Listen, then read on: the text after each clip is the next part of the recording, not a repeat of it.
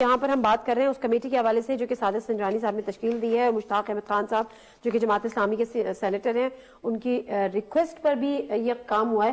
سر کتنی بااختیار ہوگی یہ کمیٹی, کیونکہ جن کے نام اعظم سواتی صاحب لے رہے ہیں اور جہاں یہ ویڈیوز عمومی طور پہ بنائی جاتی ہیں, تو دیکھیں ایک تو یہ جو واقعہ ہوا ہے, سچی بات یہ ہے بہت ہی اندوہناک واقعہ ہے, اور میں نے جیسی یہ پریس کانفرنس دیکھی ایک شدید دکھ اور درد اور تکلیف کا احساس ہوا جو ناقابل بیان ہے.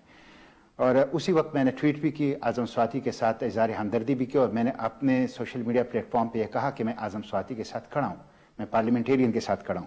میں نے پھر چیئرمین سینٹ کو خط لکھا, اسی وقت خط لکھا, مغرب کے وقت میں نے ان کو خط لکھا کہ آپ ہم سپریم کورٹ سے اپیل کریں گے, ادھر ادھر اپیل کریں گے, کیوں نہ پارلیمنٹ خود اپنی اختیار کو استعمال کرتے ہوئے اس کی تحقیقات کریں, اور آپ ایک کمیٹی بنائیں جو پارلیمانی لیڈرشپ پر مشتمل ہو سینٹ کی, اور وہ یہ کام کریں.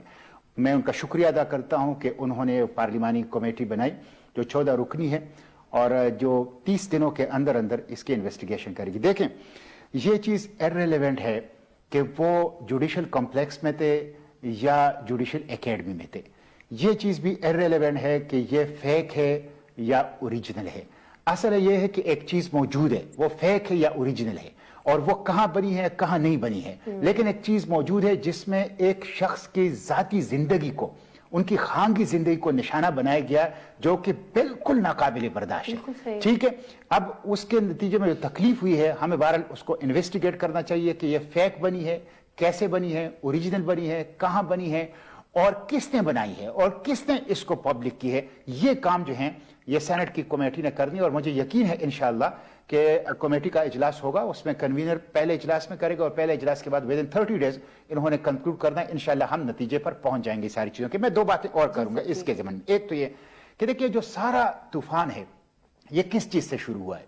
بنیادی طور پر یہ 2 تعیناتیوں سے شروع ہوا ہے. ایک اکتوبر 2021 میں ڈی جی ISI کی تعیناتی, اور دوسرا نومبر 2022 میں آرمی چیف کی تعیناتی جو ہونے والی ہے.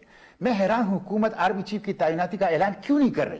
اگر آج اعلان ہو جائے 50% یہ جو پولرائزیشن ہے یہ ختم ہو جائے گی. ایک دوسری بات ہے. تیسری بات میں یہ کروں گا کہ دیکھیں سیاستدانوں کو سمجھنا چاہیے, کل مریم نواز کے ساتھ جو کچھ ہو رہا تھا ہم نے اس وقت بھی اس کی مذمت کی تھی کہ یہ ظلم ہے, اور آج اعظم سواتی کے ساتھ جو ہو رہا ہے ہم اس کی بھی مذمت کر رہے ہیں اور اعظم سواتی کے ساتھ کریں.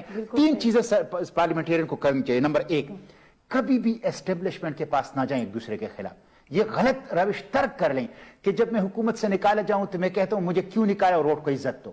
میں جب حکومت سے نکالا جاؤں تو میں کہتا ہوں میر جعفر ہے, میر صادق ہے, نیوٹرل ہے اور جانور ہیں. اور جب میں حکومت میں ہوں تو میں کہتا ہوں آرمی چیف تو باپ ہوتا ہے اور اس کو ایکسٹینشن ملنی چاہیے اور غیر معینہ مدت تک توسیع ملنی چاہیے. اس چیزوں کو ختم کرنا ہوگا. آپ کو پرنسپل سٹانس کی طرف آنا پڑے گا, اصولی موقف کی طرف, نہ کہ وصولی موقف کی طرف. نمبر 1.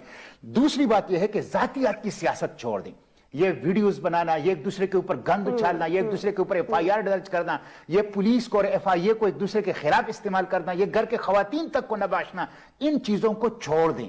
ذاتیات پہ نہ آئیں, سیاست کریں, ایک تعمیری اور کنسٹرکٹیو پالیٹکس کریں. اور تیسری اور آخری بات یہ کہ کم از کم آپ اخلاق کے دائرے میں رہ کر اپنی تنقید کریں, اخلاق کے دائرے میں رہ کر اپنا اختلاف نوٹ کریں. اگر سیاستدان یہ 3 کام نہیں کریں گے, سیاست کی اسی طرح سبکی رہے گی, سیاست بے توقیر رہے گی, عوام کے اندر اس کی کوئی قدر نہیں ہوگی. پاکستان میں کبھی بھی سیاست اور پارلیمنٹ پر مضبوط نہیں ہو سکے گا. اسی طرح نان الیکٹڈ فورسز وہ مضبوط ہوں گے اور سیاستدانوں کے ایک دوسرے کے خلاف استعمال. میرے خیال سے بہتر بات تو کوئی ہو ہی نہیں سکتی.